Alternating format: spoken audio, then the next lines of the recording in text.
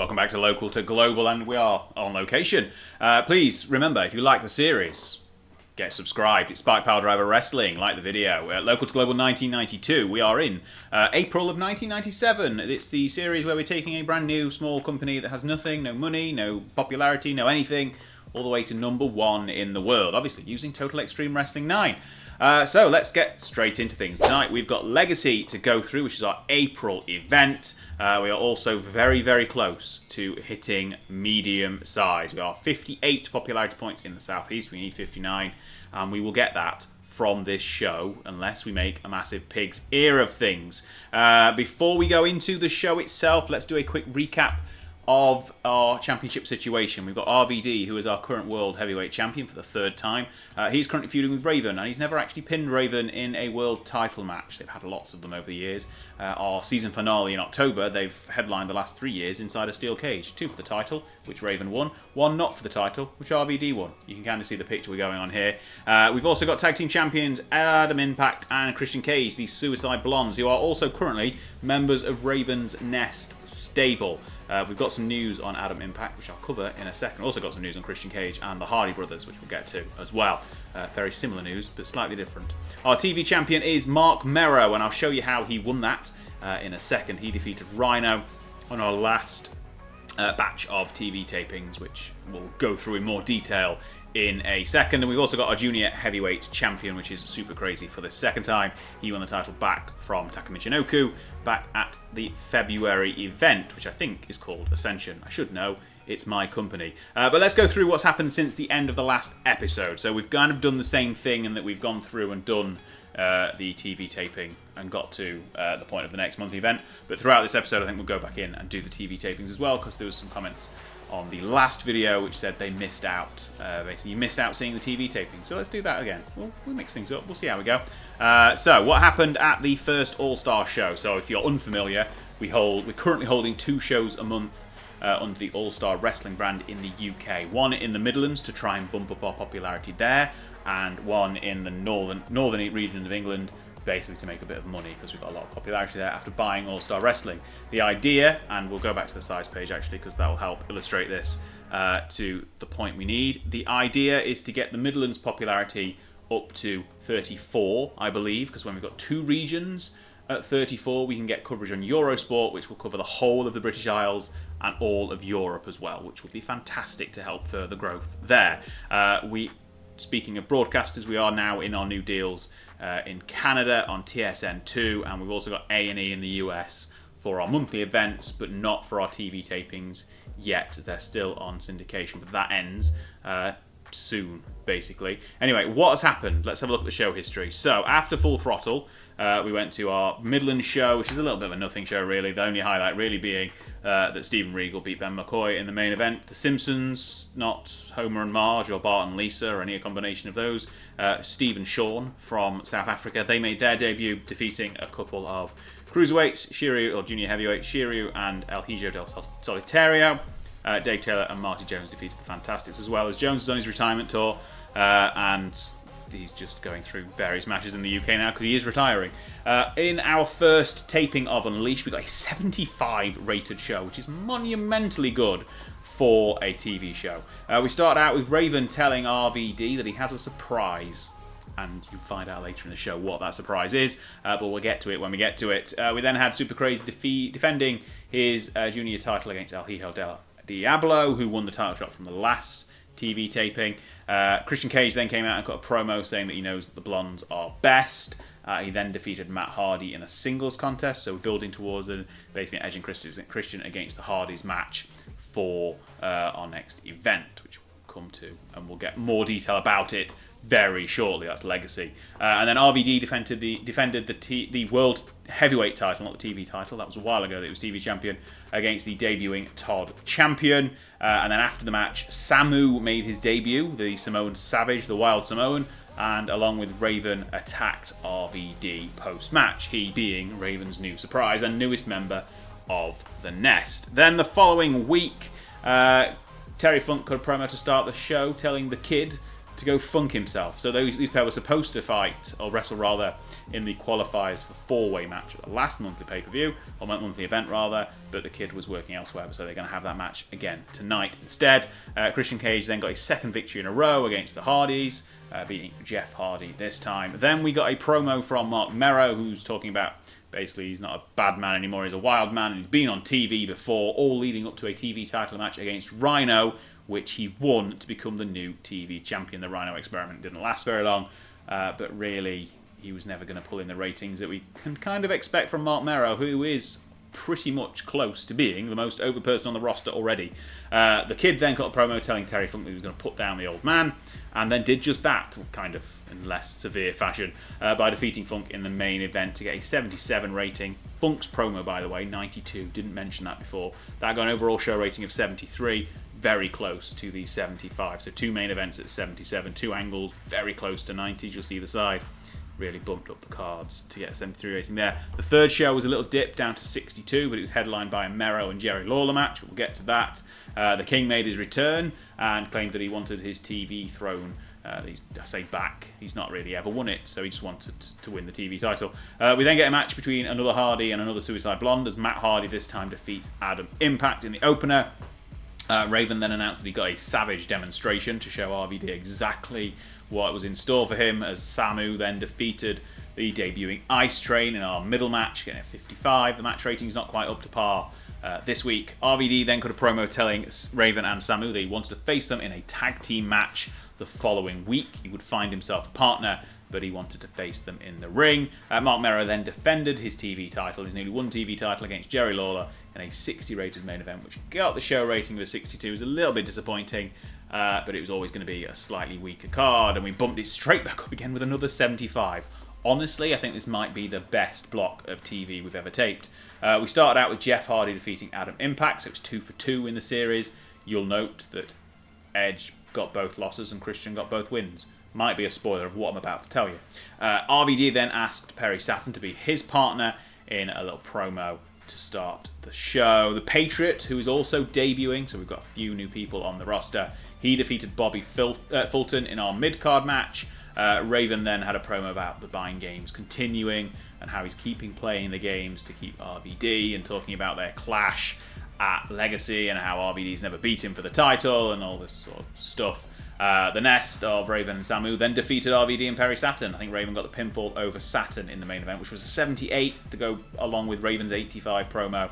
And then afterwards, RVD and Raven had a pull-apart brawl at 72, and that gave us a 75 show rating again. So 75, 73, 62, 75 for the 4 shows. Then we went back to Preston, and we had, again, Marty Jones teaming up with a couple of youngsters against a few of the juniors, getting a victory. Stevie Ray then defeated single night only performer Steve Wild. Regal then cut a promo about how much he hated Dave Taylor and beat him in the main event with a 75. So that got under 66, and we've already kind of shown the impact on our popularity in the UK. We're at 24 now in the Midlands, which is not that page, this one here. It's ticking up nicely. We've basically jumped up 4 over the last 3 or 4 months, 3 months. So hopefully we can keep doing that going forward as well, and we'll get to the point of having our broadcast deal with Eurosport, which, if we quickly reset to British Isles, no, that's there, that one, and any negotiations standard there. Eurosport, we need 2 regions in the 34 popularity across all of the UK and Europe, so we will get there shortly, in a few months at least. Anyway, if we keep running shows in the Midlands. Right, important to note, quick diary, Adam Impact is leaving us in 16 days. He signed a deal with, would you believe it, WCW. Fantastic. And he's very angry because he's had to job out to the Hardys. Christian Cage, however, we have signed on an exclusive written, so he joins our ranks of exclusive workers. I think it's just Raven and RVD beforehand, and we've also done the same with both Jeff Hardy and Matt Hardy, so we've got them locked in for 2 years on a per show basis under an exclusive written deal. To note, Raven and RVD's expire in May of 1998, so we've got just over a year before we need to renegotiate with those two. You can also see some more new additions to the roster as we flick through. Where can we start out with here? So I think we've already introduced all of the new juniors. Ice Train debuted. Jumping Joey Maggs is also joining us as well. He's a potential for the everyone's favourite jobber discussion, maybe. I'll leave that one there. John Rambo joined a while ago. He's not really featured much. Again, he was a potential new replacement for Joe Kazana, but never really gone anywhere with him just yet. Marcus Bagwell is here, but he's currently out with a broken ankle, so he'll be back soon and making his debut. Tanaka made his debut the last time around, I think. Anyone else to mention who we haven't already? So Samu we've seen debut. The Simpsons we've seen debut. And anyone else to note? So the Patriot, Todd Champion, their new additions. And Van Hammer. He hasn't debuted yet, but he has joined the roster. So we've made a load of changes to the roster. We've got new people signing up. We've got Edge leaving. Lots of things happening as we go through. Right, we've got Legacy tonight. And we'll do that one in a second. We've got these matches already scheduled. It's the RVD against Raven main event that we're really looking forward to. Tag title match, which you may already know the answer of who's going to win that one with Edge leaving in a few weeks. But we'll be back in a second after we've booked it and got through to running the show, essentially. Alright then, ready to go with Legacy, and we are going to be very, very close to having 10,000 people in attendance. The prediction was 9,900 and something. So we'll go through. We'll see how we get on and see whether this show is as good as we hope it could be. There's lots of potential for this one. And we've got 10,002 in the UTC Arena, which is obviously a record and an absolutely monumentally large crowd. And we start out with RVD telling Raven that he wants to fight tonight, one-on-one. No mind games, no backup. Last man standing wins the world title. Best man wins. And he lays that down, that challenge to Raven. And we'll see Raven's response later in the show. That gets 65 to start us off nicely. Hot and rising. Wonderful stuff. Let's see if the opening match can bring it. It can't really. It's a little bit disappointing. Three-quarters of the competitors in our four-way junior title match were rusty. So, Super Crazy had a lot of help in this one. He does get the victory, though, defeating El Sagrado with a crazy bomb to make his defense number 2 of the title reign this time around. Carry the match in terms of performance, 42, the rest in the mid-20s. But Solitario, Sagrado, and Maligno all being rusty, so hopefully that will soon improve as we get more matches under their belts. But 37 for the opening contest, a little bit disappointing.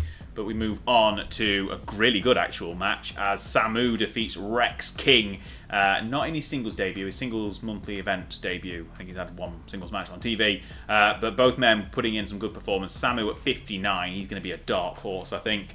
Rex King at 47, he looks like Rikishi because he's his twin brother, but he really does look like him on that photo. 61 for the match is excellent and brings the crowd back to white hot.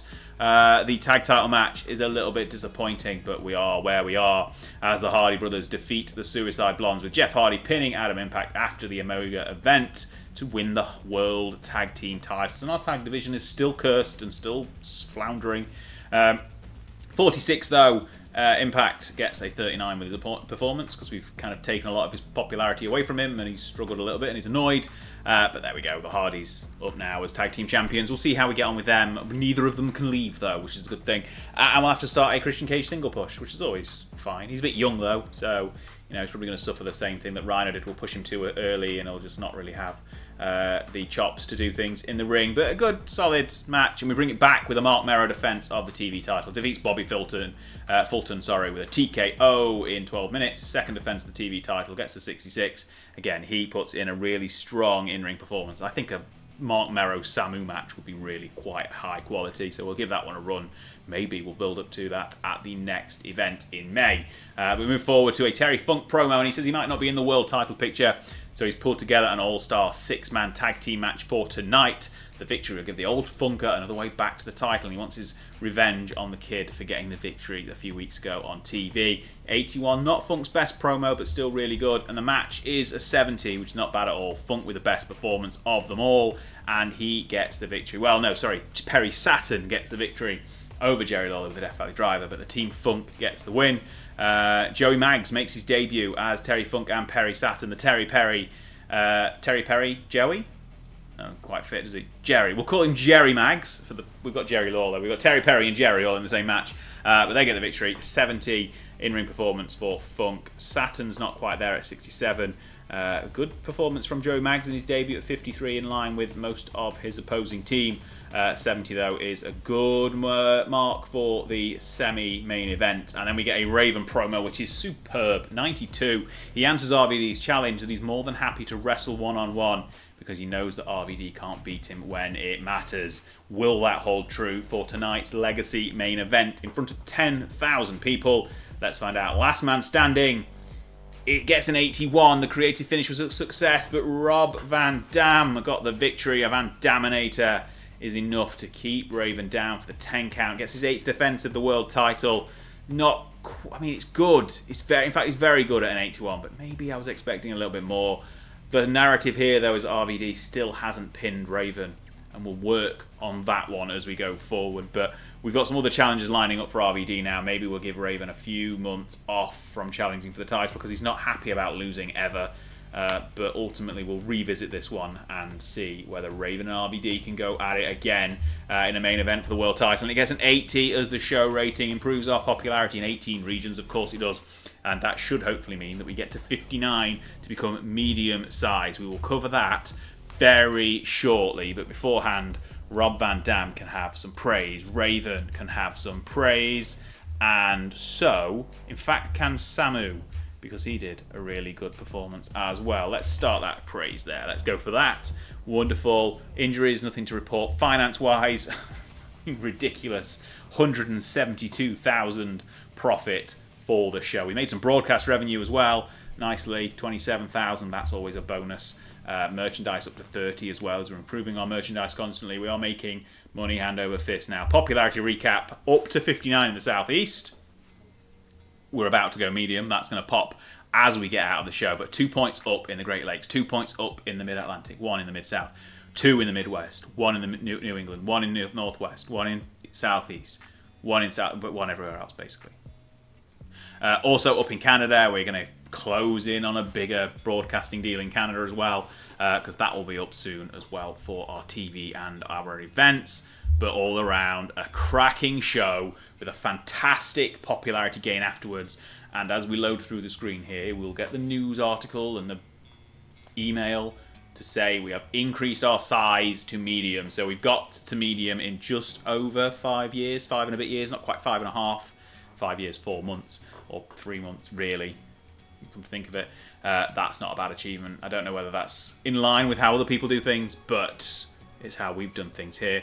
It's not been a straightforward road. It's been a little bit of a rocky road every now and then, but that should definitely be up to medium. So, yeah, it is. I was like, where's the post? Where's the news? Right, SPW rise to medium size. So that's going to increase our costs, but we've got plenty of money in the bank now. Marty Jones needs to be written off. Thanks, Raven.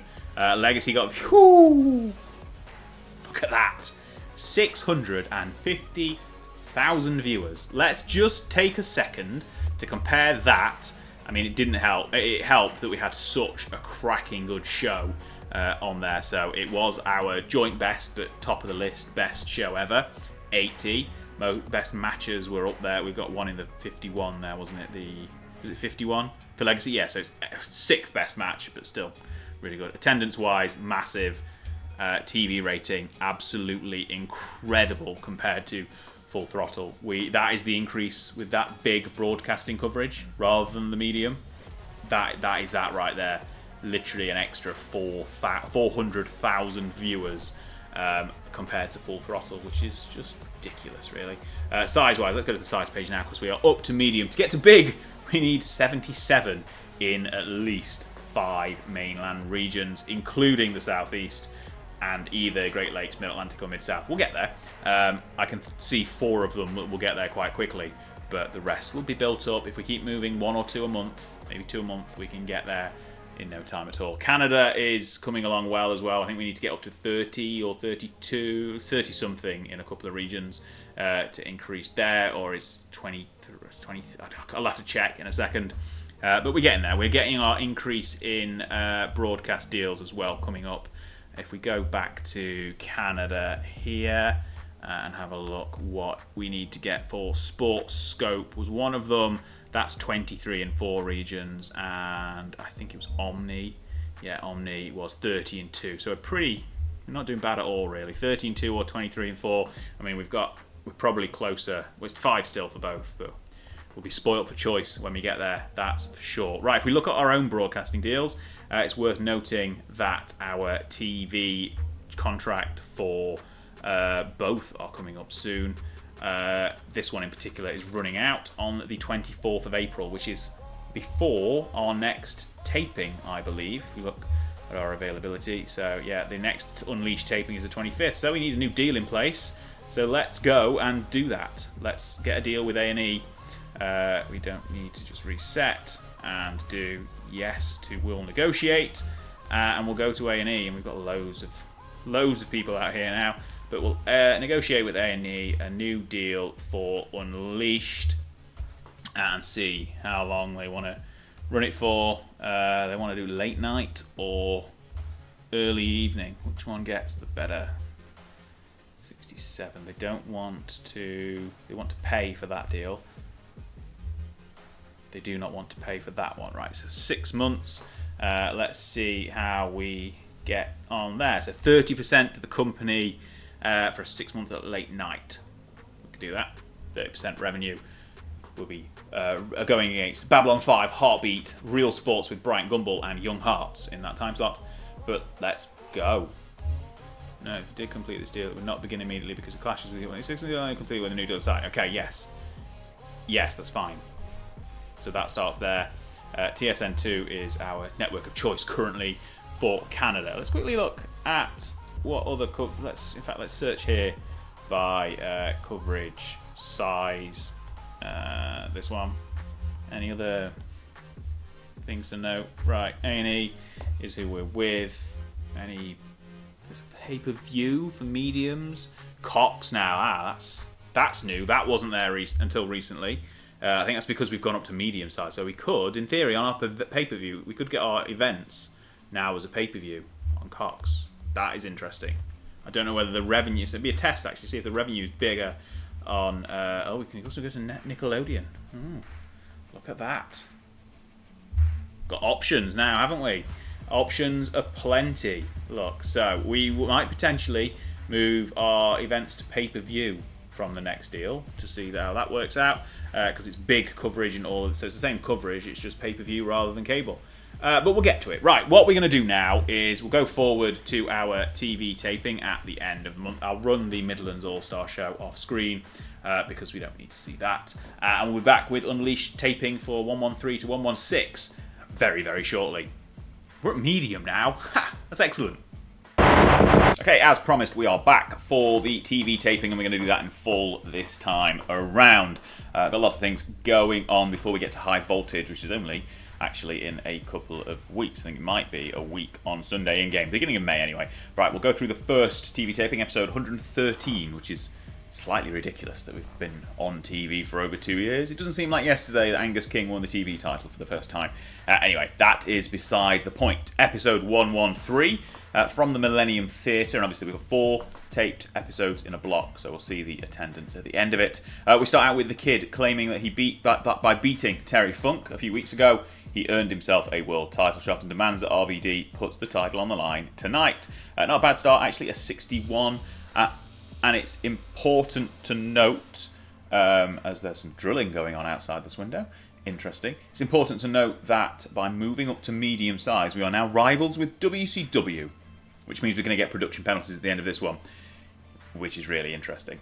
So anyway, they're massive compared to us. They've literally just fallen out of the big category into medium, so wonderful. 61 from the Kid as we start things out there, though, and we move forward to the Hardy Brothers defeating the Simpsons, Homer and Marge, with a Omega event to get the victory in their first defense of the World Tag Team titles. Gets a 50. Not too bad. Our tag division is potentially the weakest it's ever been right now. I think we've got like 4 full-time teams and only one of them vaguely over. So there's that. We need to rebuild, but we've got loads of talent available. I'm sure we'll find some tag teams at some point. 50 though to start our opening contest. And then we move forward to Terry Funk and Perry Saturn having huge respect for each other. And they both want the same thing, a shot at RVD and the world title. They want the best man to win tonight. The match also includes Bobby Fulton, but obviously he won't win. He's just there to take the fall. Funk did really well. Saturn a little bit underperforming, didn't do very well without a script, only got a 66. Maybe we should have just had Funk cut the promo on his own. It probably would have got high 80s. But never mind, we live and learn. We live and learn. The next match, that three-way, is excellent though, gets a 72. Fulton clearly the weak link, but he was there to take the pin. To take the submission, essentially, as Saturn's Rings of Saturn gets the job done for Perry Saturn, and he moves on to face RVD for the title at High Voltage in May. It will be a face-versus-face clash, but still it should be a pretty good one. RVD then cuts a promo telling the kid that he'll put the gold on the line tonight, no questions asked, but he's also talking about how Perry Saturn just won that three-way to determine the number one contender for High Voltage in May, and how he plans to still be champion in order to face him with the title on the line. Okay, so after the promo, we move on to the main event, which gets a 75, a classic way to finish the TV taping. Excellent. I was a little bit worried that this might be a little bit of a dud because the kid's stamina has now dropped below 50, so we can only really do 10-minute matches, which ain't very long for a main event, let's put it that way. But Van Dam gets the victory anyway in just under 10 minutes with the Van Daminator, defense number 9 of the world title, 75. And it gives us a show rating overall of 65, which is a little bit lower than hoped, but we are now getting production penalties once again because WCW have got a lot better production than us, surprisingly. Who would have thought it? Anyway, we'll see what those penalties are. It's live event experience and production values. I imagine it's going to cost us a bomb to fulfill the requirements to not get those penalties, but maybe it's worth it in the long run. But 65 is good enough anyway to improve our popularity in 18 regions, which is wonderful. One thing I didn't touch on, and we will do in a second actually, with this, Perry Saturn and Taka Michinoku hanging out, that's nice, good for them. I didn't touch on the All-Star show in the Midlands, which happened in between the shows we're talking about here. So we'll get to that as well. Right, we'll do that. Nothing much happened, basically. Mark Mera defeated Taka. Christian Cage teamed with Rhino to win a tag match against a couple of jobbers, essentially. And Steven Regal won the main event. And it was a disappointing main event because now we're at a certain size, fans start complaining if people who aren't major stars are in the main event. Even though Regal's got more popularity in that region than anyone else, and George Burgess has got more than pretty much 95% of the roster, because they're not classed as major stars or stars, they're both unimportant, it got a massive penalty and gave us a 45, which meant A&E, who were broadcasting the show for us in the US, weren't happy because it was below the threshold, so it was fantastic. We still gained 2 points of popularity in the Midlands, so that was good. We are now only 8 away from Eurosport, and we can stop running so many shows in England, which would be great. And everywhere else we are going so well. We are gangbusters, essentially. I don't think this is updated for the gains we'll have seen from the shows we're currently booking, but we'll get there in a second at the end of things. Right, we've got the debut of Buff Bagwell on this show, so we need to figure out which we're going to do for the main event. I think it's this one. We were Mark Mero Samu. So I talked about this on the earlier show in the episode, on the monthly event, where I thought that'd be a good combination, that's the word I'm looking at, a good combination to have in a match, so we thought we'd do it for the TV title. We've got a Raven promo as well, and totally buff debuting. Marcus Bagwell, not quite Buff Bagwell yet, but he is buff, and he talks about how buff he is, so we might change his name to Buff at some point. I think that's the right order of the matches. Got the tag match there. I think we're going to go with Mark Mera and Sam. It might be a slightly weaker card, this one, but hopefully, if we look at the booking analysis, nobody... Okay, Ice Train is injured, apparently. It'll be fine. Let's go for it. So we start the show with a Bagwell promo, and he did poor when improvising his dialogue, which is a shame because he's got some pretty decent stats in the charisma and the acting range, so he should have been better than this. But he announced his arrival by talking about how all the ladies love him. Now he doesn't have to work hard to look as buff as he does, and to make matters worse for his opponents, he's as good as in the ring as he is good looking. Not quite as good on the mic because he thinks he is though. And then he teams with Ice Train to get the victory over Todd Champion and Tim Horner. Bit of a makeshift team for everyone, but Marcus Bagwell is the he is the top performer actually with 60. Excellent. So he's good in the ring as well. Back from his injury, good in the ring. Ice Train at 43 because I forgot he was injured until just now, and I couldn't be bothered to change it. But there we go. Everyone else. In fact, we've got Ice Train in a match later on the taping, so we might have to change that up to not get such a bad rating. But 55, not a bad way to start the show. Raven then has a promo where he's pissed off that he's been overlooked for the number 1 contendership. RVD's dodging him, and he's only won on a technicality in the last man standing match. Still never pinned Raven when the title is on the line. So he demands a match next week involving RVD and Saturn to prove that Raven is best and should not be forgotten. 79, excellent job there.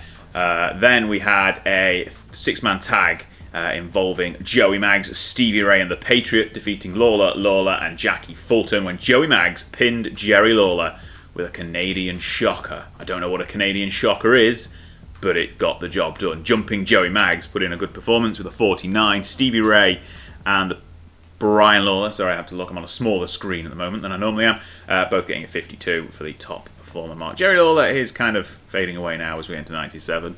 He's kind of on the tail end of his in-ring career, but still 57 is nice for the mid-card match. Hopefully in the main event we'll pull it up a little bit because obviously we're going to get those penalties for the production against WCW. Anyway, Mark Mero is in the ring next. He's a wild man and he faces a wild Samoan tonight. It's Wild versus Wild. Who is wilder? Wild. Mero then thinks there's only one way to find out. Go wild in the ring until there is a TKO. Pun very much intended. I've got high hopes for this one. Both good in the ring. Hopefully it's a 74. Yep, it was worth having high hopes for. Mark Mero defeats Samu with the TKO. Both men in the mid-60s with their in-ring performance. It's really good. Defense number 4 of the TV title gets a 74 rating overall. Gives us a 66 in the show rating. It's only 17 regions getting a popularity boost. I'm guessing that means in one of them we've capped out for what we can do for the month. I don't know whether that will be the Southeast because we're now getting to the point where 66 isn't massively above the 59 or 60 we're at in that region, but either way, not a bad effort whatsoever. Another Perry Saturn now hanging out with someone else. This time Masato Tanaka. He's making friends backstage. That's the only instance we're getting at the moment, which is really good. It's because our backstage, if we look at it, is back to being very, very good at the moment. A couple of negative influences. Dave Taylor having an argument with a fan, one of them, but still lots to say is good about our backstage right now. Let's then move on. It's the final show where we've got Ice Train in a match against Mark Mero, so we'll have to change that up. But we need to have our main event, which is this one here. Saturn, RVD and Funk against the Nest is the main event. We'll have the Raven promo just before it, and we've got a debuting Van Hammer, also Marcus Bagwell in action again, this time against Tim Horner, who beat in the tag match, but now he's having in a singles match. And we've got Van Hammer making his debut against Kane, who for some reason just doesn't seem to be getting over it much anymore. He's kind of plateaued, which is kind of what you see with a few people really. Regal, Storm, Kane, all sort of plateauing and they're not really over anymore kind of range. Since we got national coverage, he's just not really improved his popularity. Anyway, this is where we go for the third episode. We start out with RVD, Perry Saturn and Terry Funk, all ready to go tonight. This one's a little bit disappointing. Everyone's struggling actually. RVD terrible, Saturn very poor, Funk not well, all without script. Wonderful. Anyway, they're ready to go tonight. Saturn and RVD know that they'll face each other with a title on the line at High Voltage, but tonight isn't about the title. It's about shutting Raven up and making sure he doesn't stick his nose where it doesn't belong at High Voltage. Funk is still keen to win the title back, but he agrees that Raven needs to be out of the way first before any of that can happen. 59 is not brilliant, actually, for the 3 men involved, but decent enough. We then get Van Hammer defeating Angus King with a slingshot suplex in the opening contest. This one, a little bit weak. Van Hammer with a 38, not really cutting the mustard at that level anymore. 48 for the match rating overall, though Kane's still solid, unspectacular. 46, kind of just there at the moment. Still technically part of the Nest as well. Bagwell then cuts another promo, again very poor when trying to improvise his dialogue, gets a 42. I see Mark Mero walking around like he owns the place, but proved last week that how great he is inside and outside the ring. He calls out Mero to put the TV title on the line to watch to watch Bagwell score another win tonight. He's kind of similar character and vein to Flex Cavana, but without the charisma. Nowhere near the Rock's level. But never mind. A great match, though, between him and Tim Horner. Diving clothesline from Bagwell gets the job done in 13 minutes. 66 for the match rating. They have good chemistry as well. So we might have to run this one back in the future. Bagwell with a 62. Tim Horner with a 54. But excellent stuff for the mid-card bout. Hopefully that gives us a strong base for our main event as we go into it. Cage, Raven and Samu are all in the ring. Then slightly depleted Ness now, and they're far from happy with how things have been going. Raven reiterates that he should be champion. He's never been pinned by RVD, blah, blah, blah. We've heard it all before. Cage then chimes in about how he's never lost the tag team titles and the Hardys are on borrowed time. I think we might bring Cage and Samu into the tag title picture just because, well, we haven't got any teams, basically. Raven then pulls the focus back to RVD, Saturn and Funk for tonight, and they're going to teach them all a lesson. Raven was a real star. Cage performed poorly. Samu just stood there and looked like a intimidating Samoan man. There we go, 70, not bad. Probably a little bit weaker than expected. Match itself gets a 74. Christian Cage the weak link, but that's to be expected as well. Saturn makes Samu submit with the Rings of Saturn. Saturn getting another victory, building that momentum up to go to High Voltage to face RVD.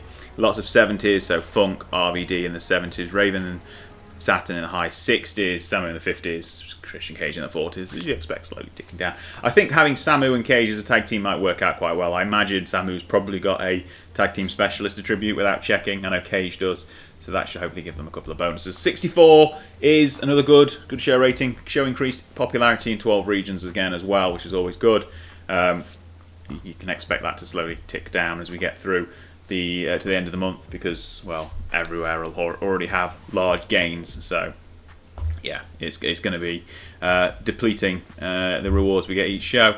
No incidents to go through before the final taping, and we're going to find out the attendance for this one as well for the whole block, which should be nice and high. But let's go into tonight's main event, which is going to be Rob Van Dam against Samu in the final TV taping. We'll do an RVD promo just beforehand. We do need to modify this booking though because Ice Train is injured. We need to make sure we can put someone who actually is not injured in this match. Do we I'm tempted to just put Bobby Fulton in there. Have they fought each other yet? Just as a they have done that. Let's do it with Jackie Fulton instead then. We kind of just need a body in there for Mero to defeat. It's kind of the situation we're in right now. So yeah, that'll do. We'll do Jackie Fulton as Mero's opponent. Yeah, that's fine. And we'll drop that into the booking sheet. Yes. He will also cut a promo on above Bagwell to basically agree to that title match at High Voltage. We'll then have Alex Porto against Rex King as kind of a throwaway opener to see if we can get either of them a bit of momentum. And then we are good to go for episode 116.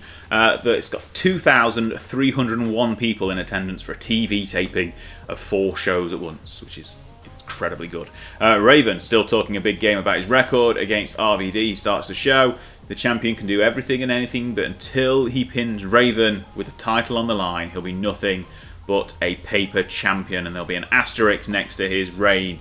This is the type of promo we like to see from Raven. 85, no negatives in the Road Agent report, all good stuff. Well done to him. This should hopefully start getting, I want to start getting our main eventers even more over now, because they're all kind of capping out in the high 50s, so getting them a bit more over now. We've got bigger coverage as well. It should be definitely doable. Alex Porto then defeats Rex King in our opener. Victory Roll gets the job done. These are both solid lower mid-carders, 43s for both men. 48 match rating is there as well. Not bad at all to start the show. Follow up with a Mark Mero promo, even though he didn't do very well without a script. He agrees to Marcus Bagwell's challenge. He'll put the TV title on the line against Buff at High Voltage, and he'll show that his wild streak sets him apart from all the rest. One thing to note, we have started negotiations with Sable as well to bring her in as Mark Mero's manager and probably at some point to overshadow him because that's what Sable does. 73 is excellent though. Mero is a revelation, sorry, not a revolution. Glad we brought him in, and he's had another great match here against Jackie Fulton with a win with the TKO. Gets his 5th defense already of the TV title, 67 in ring performance, and the match rating at 67. It's all Mero as well because Fulton was at 45. Crowd love it. Wrestling was good. Excellent stuff. Move on from there. RVD got a decent promo actually. He knows how dangerous the Wild Samoan Samu is, but he also knows that this is the last hurdle he needs to overcome before trying to get Raven out of his life, essentially. But that'll never happen. Moving on. He's got Saturn in days. I think after this, well, before this airs, actually, he'll have faced Saturn, but that's regardless. We're doing it in order anyway. 61 for the promo, nicely done there, Mr. Van Dam. And the main event gets a 79 as he beats Samu with the Van Daminator once again. 10th defense of the world title, 77 for RVD, 62 for Samu. Excellent rating to pull in and get a 72 overall, which I think was the best one of the bunch. Actually, that last one, I was a little bit worried going into it, was really, really good. We've made a profit of 58,000 on the TV taping. That's off the back of 70,000 on the broadcast revenue from the advertising, which is lovely to start seeing as well. So that's good. Popularity recap, yeah, everywhere. Up to 60 now in the southeast. We're not going to be far away from getting that threshold in Canada as well to bump up our TV coverage. We have just re-signed another 3 months with TSN2 to buy us that extra bit of time before we can get a bigger network in place for there.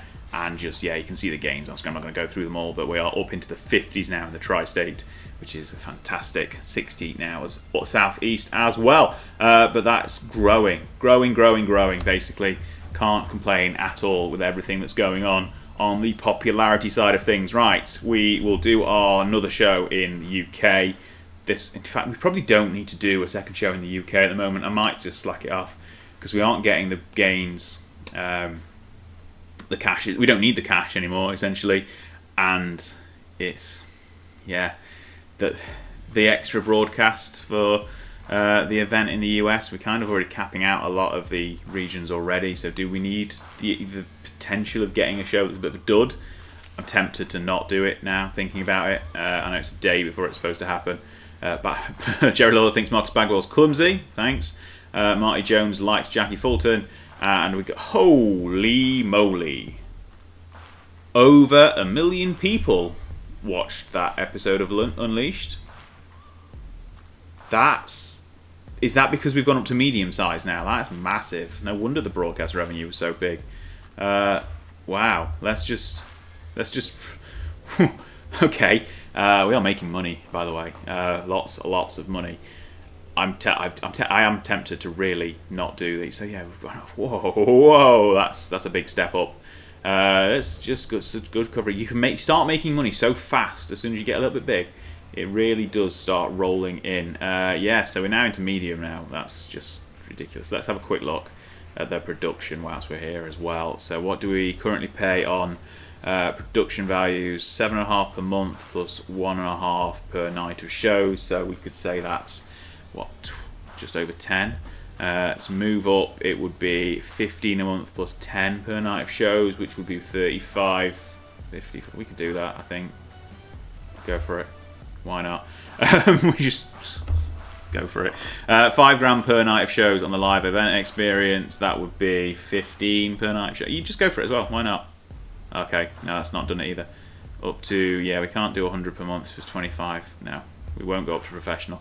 We are nearly at the top of most things, though. We're at literally level 5, level 4, level 5, level 5. So if we look at our rivals, it's just WCW's professional live event experience. And when you look at WCW as a company, let's just do that. If we order by size, they are the second biggest in the world, and yet they've just ticked down below the threshold in like 1 or 2 regions. So if you look at their progress, they've had one bad month, drop down below the threshold for April, and now apparently there are rivals, but they can't rise again for another 155 days. So wonderful. and they do steal all our talent. Whilst we're here, let's have a look at champions. Champions in WCW. So Cruiserweight champion is Pat Tanaka now, so Mr. Jerry Lynn, no longer champion there, not been champion for a while. He was TV champion as well at one point. Larry Zbyszko is the US champion. Nothing particularly odd looking at the history of that reign, that title. World Heavyweight Champion is Nikita Koloff in April of 1997. That's a little bit strange. Defeated Ultimate Warrior, who swapped the title with Arn Anderson, and both had really long reigns. Tag champions are Beautiful Bobby Eaton and The Gator. Beat Arn Anderson and Larry Zbyszko for the titles. Steiner's have had 5 reigns. And TV champion is Sam Houston, who beat Jerry Lynn back in January. So there we go on that front. We'll quickly look at the WWF as well. Whilst we're here, we might as well. Texas Tornado is the inaugural European champion. The heavyweight title's held by the Big Boss Man, who defeated Mr. Perfect back at Survivor Series. He's held it now for 160 days. Bret Hart, 2-time champion. Hulk Hogan won it as well. Flair and DiBiase. Intercontinental. By the way, Flair is back to WWF. He's jumped back again after his contract ended. The Genius is the Intercontinental champion. He beat Chris Champion at WrestleMania by the look of things. The Undertaker is a 2-time Intercontinental champion. DDP's been it twice. That's interesting to see. King of the Ring was won by Hawk in 1996. Sergeant Slaughter in 95, who's at ECW and injured, I think. Royal Rumble has been won 5 times by Hulk Hogan. It's just ridiculous. And the tag champs are the Rockers. So Shawn Michaels and Martin Jannetty still together in April of 1997. I'd say we'd check out ECW, but I mean we will do. But there's nothing really to check out. They are nowhere near as good as they could be because they've basically been replaced by us. Sandman's champion. Donnie Allen and CN Reed are tag champs. And Salvatore Bellomo is TV champion. That kind of shows you that they haven't grown from where they are. We are now, let's have a look here, ranked 13th in the world. If we look what US promotions are bigger than us, so Global are still around and they're still bigger than us. Anyone of note here, Barry Horowitz is their champion. No, they've not got, looking at their champions, they've not got a particularly great roster. Kind of Eddie Gilbert, Terry Taylor, Honky Tonk Man. I mean, the Lightning Kid's still there as well. Okay. What about any other US promotions? I think that might be it, isn't it? Yeah. So it's just the usual suspects from around the world who are bigger. But we are up to 13th now, which is slightly ridiculous, honestly. But there we go. We'll. In fact, do we have a company wars? Is that going to bring up? Yeah. What about US? USA. We are 6th biggest in the USA because there's a UWF. Apparently UWF are bigger than us. Are they? Are they really? Oh, they're just flat 45 everywhere. Okay. That's nowhere outside of the US, is it either? Okay, fine. That's okay. If you say they're bigger than us, that's fine. We'll take it. And then CMLL up there. Sorry, FILL. Sorry, in Mexico, who are still pretty big as well, apparently. 70 in Mexico, 48 across the board. No, sorry, 45, 48 across the board.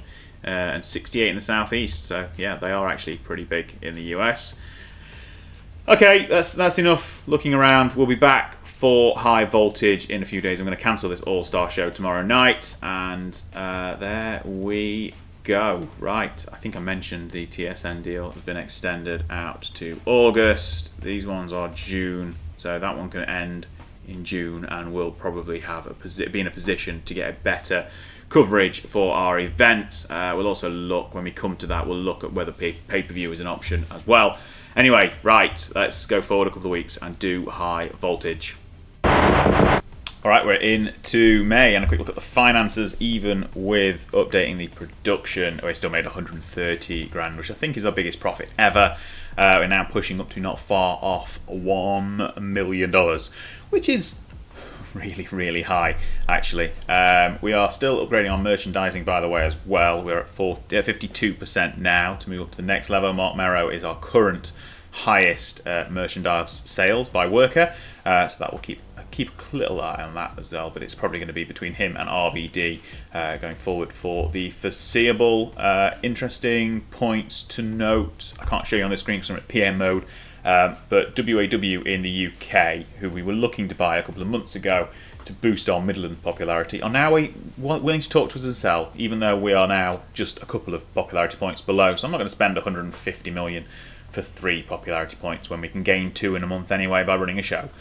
So it's a waste of time now. But now they are actually available for us to buy. So there's that. And there's also All Japan Women's Pro Wrestling are in quite a big amount of debt, and they've got massive popularity in Japan. But they're not willing to sell yet, so we'll keep an eye on them. I think they're in like the mid-50s in Japan, which would put them, but if we did manage to buy them, we'd put our Japanese popularity ahead of our American popularity, which is ridiculous. But it's an option to keep an eye on. Probably won't ever happen, but we'll see. Right, we're at high voltage now. Anyway, it's May the 4th. May the 4th be with you. 1997, and we are ready to go with high voltage. We've got Saturn and RVD in the main event, and lots of other stuff as well. So let's just go straight into it. We're at the Miami Arena with 13,246 in attendance, which is a record, unsurprisingly. We start the night out with Mark Merrow and his wife Sable. Merrow cannot wait to kick Bagwell's ass, even with a fractured cheekbone, and he's so excited that he brings out his beautiful wife Sable to join him at ringside. Sable didn't do particularly well in the segment. Merrow came out looking good. 40 now. Okay, we put Sable as sex appeal because she's got like 100 sex appeal. Still didn't do much. We'll see how we get on. Sable performed poorly, but we'll see how this works. Whether we keep her on after the 6 months of contract or not, we'll see. We'll start the show, and then the Merrow Bagwell match still got a 70, even with Merrow's injury. Now this is one we will definitely run back. We're going to try and get Bagwell up in popularity a little bit more over the next couple of weeks and months, and then we'll run this one back and see whether we want to shift the title on or not, because Merrow's done a wonderful job so far. But he gets the victory with a Marvelocity in 17 minutes. Defence number 6 already of the TV title. Slowed due to his injury, but still got a 68. Bagwell with a 58. 70 overall is really good. We could probably do with Merrow in the world title picture soon. So maybe we will do something with that TV title in a couple of months and switch it over. I'm looking potentially to move Merrow onto a written contract soon, an exclusive contract, because you can tell WCW will probably snatch him up at some point. Anyway, we go into our next contest with the debuting Tony Norris. Thanks again to the comments to suggest bringing him in. I've not called the team the Ebony Experience 2000 yet, but it's an option. He teamed with Stevie Ray and Tim Horner in a 6-man tag against Ice Train and the Texas Outlaws, who are still here. I forgot about them. So that's basically the Godwins. It's Shanghai Pierce and Tex Schlesinger. And they lost. Ahmed got the Pearl River Plunge to win, and it's 53. His in-ring performance wasn't too bad, actually, at 32. I was expecting worse. Not a bad starting point, but we shall see how we get on. I don't think he's done badly. Let me know what you think. I was expecting worse than 32. He's not got much popularity either, so that's going to play a part. But we'll keep an eye on him. We'll see if we can push him a little bit. We then go to Christian Cage, who has been given Samu as a partner by his boss Raven. Tonight, the Nest regain the tag team titles as Cage and the Wild Samoan make the Hardys pay for stealing the titles in the first place. Now, they didn't really steal them, they just beat Adam Impact and sent him packing to WCW.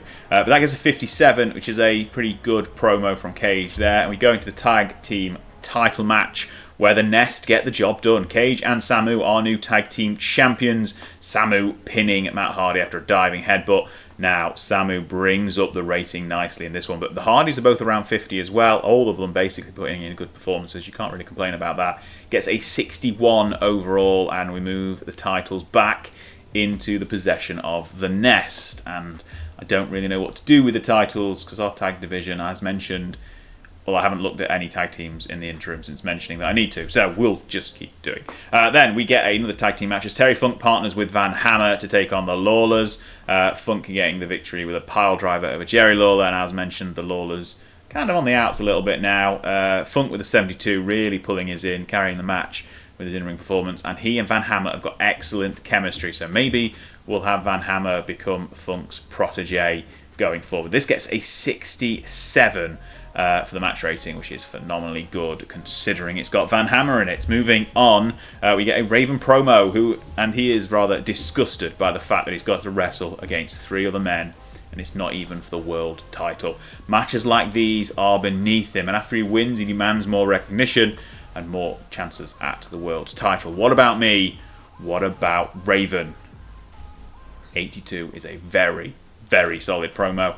And we move forward to said four-way match where Raven defeats Joe Maggs, the Kid, and the Patriot, pinning the Patriot with an even flow DDT. Obviously, he carried the match in terms of his in-ring performance. He got to 70. Everyone else flat at 51. And the overall segment rating, the match rating gets a 69. Nice. The wrestling rating and the crowd rating both in the mid-50s. So that is excellent. Again, another really strong match, and it builds up into our main event and a terrible promo beforehand from RVD. Needs a script sometimes he doesn't. This one gets a 52. He's got great respect for his friend Perry Saturn, but in the ring they will hit as hard as ever and go to war because the world title is on the line. No quarters given. 52. Main event time, it gets a 74, which I'm not sure if that's a little bit lower than I was expecting or not. The actual wrestling gets a 71, which is really good. Crowd at a 60. Now, I probably would have expected the segment rating to be a little bit higher than that after all, but I've just realised I've not used a creative finish or a creative angle, which I got ready to use on this show as well, and I just forgot to put them on. But that gets a 74, and that leaves us with an overall show rating of a 69, which is nice, but is it good enough? I mean, we've got show increased our popularity in 18 regions, of course it did, because we've got great coverage, big coverage all over the US, and we are slowly increasing in Canada as well. But I'm relatively happy with that. We'll go with a Mark Merrow getting praise here, because he's just lighting it up since joining. We'll also probably give Terry Funk some praise as well, because he's doing really good. And we'll give some to Rob Van Dam, because he's carried a good main event. And that will be there. We need to make sure we do not do a media scrum, because they're now available now, and we don't want to do them because they're terrible, and I never do them very well.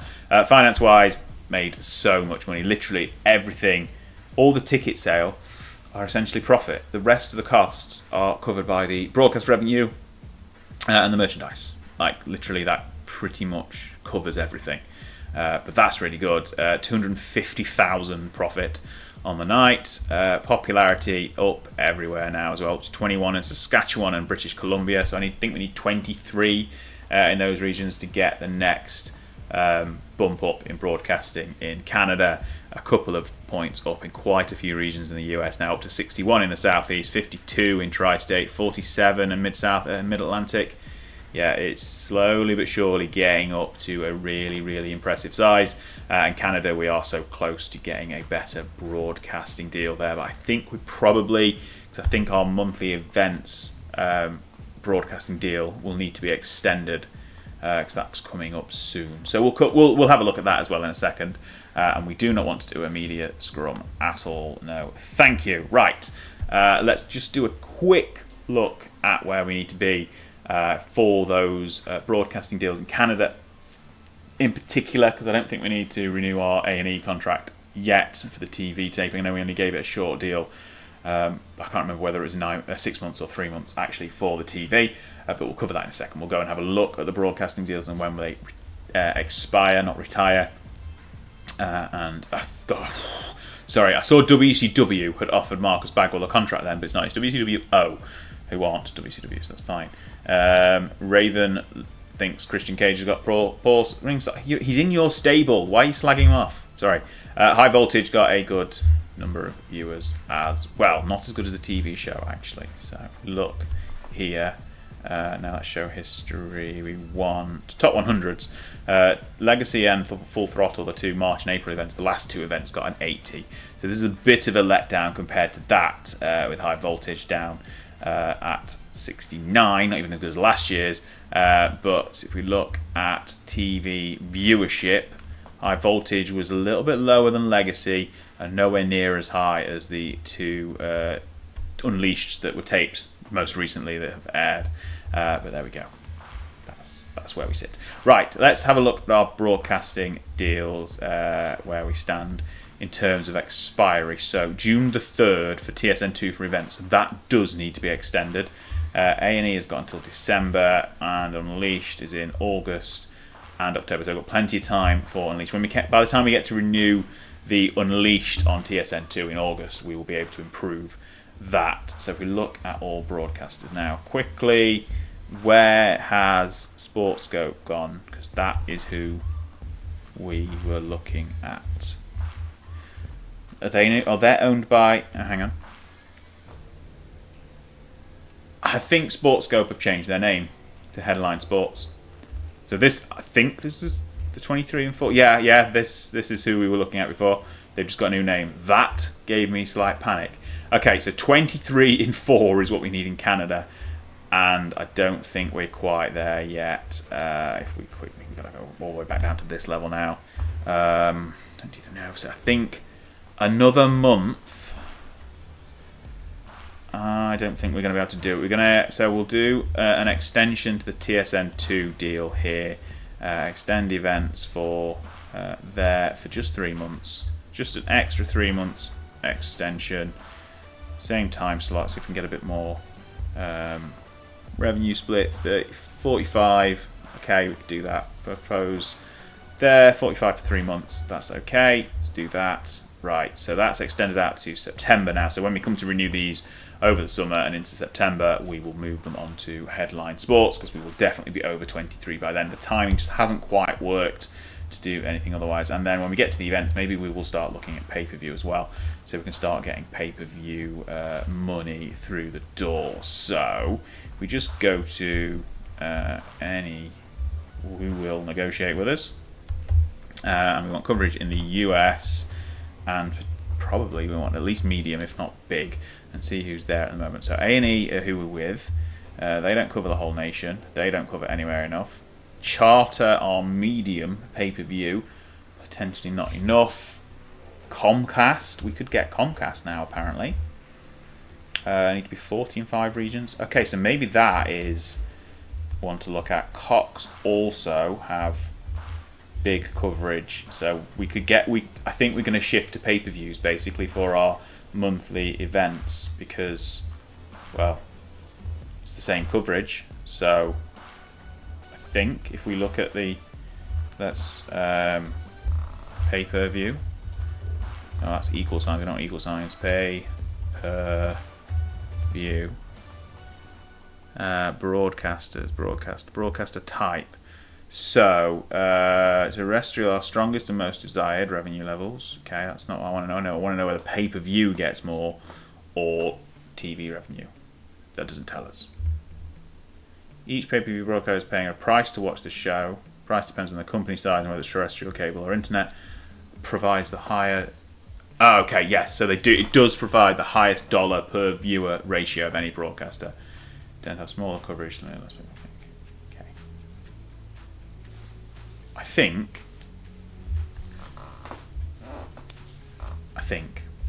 we'll go. So Comcast and Cox are both cable-based pay-per-view providers. We'll try it. We'll try with Comcast. We'll renew when we get our events up. If we go back to our page, that's the wrong one. This one.